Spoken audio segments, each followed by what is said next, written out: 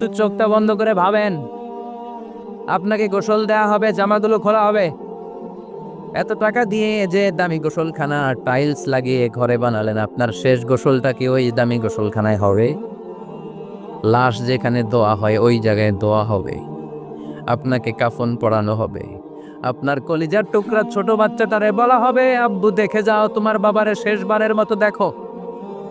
আপনার বাবা মা শেষবারের মতো একটা নজর দিয়ে আপনার চেহারাটা দেখে নিবে। বন্ধু বান্ধবরা শেষবারের মতো একবার আপনারে দেখে নিবে। জানাজার জায়গায় নেওয়া হবে। হবে না এই ঘটনাটা আমাদের? হ্যাঁ, হবে কি না? হাজার হাজার মানুষ শেষ বিদায় দেওয়ার জন্য আসবে। 4টা তাকবীর দিয়ে ইমাম নামাজ শুরু করবে, আল্লাহু আকবার, আল্লাহু আকবার, আল্লাহু আকবার, আল্লাহু আকবার বলে নামাজ শুরু করবে। নামাজ শেষ, এবার পালকিতে করে কবরে যাওয়ার পালা। আহা, যেতেই হবে, যেতেই হবে। পালকিতে করে লোকজন নিতে শুরু করবে। কবরস্থানের ওই জায়গায় যেখানে মানুষ বছরে মানুষ না মরলে যায় না, ওই গহীন নিঝুম কবরস্থানে ঢুকানো হবে।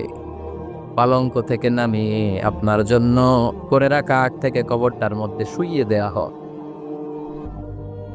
উপরে বাঁশ দিয়ে ছাউনি, শেষবারের মতো সবাই দেখে বাঁশের ছাউনির উপরে মাটি চাপা দিবে, ঠিক কিনা?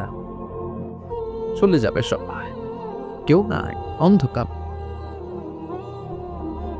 শুধু অন্ধকার।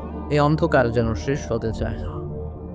সবাইকে মরতে হবে, কেউ থাকবে না এই পৃথিবীতে। প্রাণ নিয়ে যারা আগমন করার সুযোগ পেয়েছে সবাই মরবে। আজ হোক কাল, আগে হোক পরে, সবাইকে যেতে হবে। চিল্লায় বলেন ঠিক কিনা? আবার আল্লাহ বললেন, আইনামা তাকুনু ইউদরিকুমুল মাউত, যেখানেই থাকো না কেন মৃত্যু তোমাদেরকে ছাড়বে না। মৃত্যু তোমাদেরকে সাক্ষাৎ করবে, মৃত্যু তোমাদেরকে খুঁজে বের করবে। যদিও সুদূর আকাশ পানে, পালাও সেথায় লাগিয়ে সিঁড়ি। আকাশের উপরে যদি বিশাল সিঁড়ি লাগিয়ে চতুর্থ আকাশে চলে যান, চাঁদের মধ্যে বাড়ি করেন, মঙ্গল গ্রহে বাড়ি করেন, ওই জায়গায় মালাকুল মাউত আপনারে খুঁজে পাবে। তা চাঁদেও খুঁজে পাবে। মঙ্গল গ্রহে যদি যান, স্যাটেলাইট, আমাদের একটা বঙ্গবন্ধু স্যাটেলাইট চ্যানেল লঞ্চ করা হয়েছে না, ওইখানে গেলে তো আর নাই মালাকুল মাউত। কথা বলে আল্লাহ বললেন, ওয়াজাআত সাকরাতুল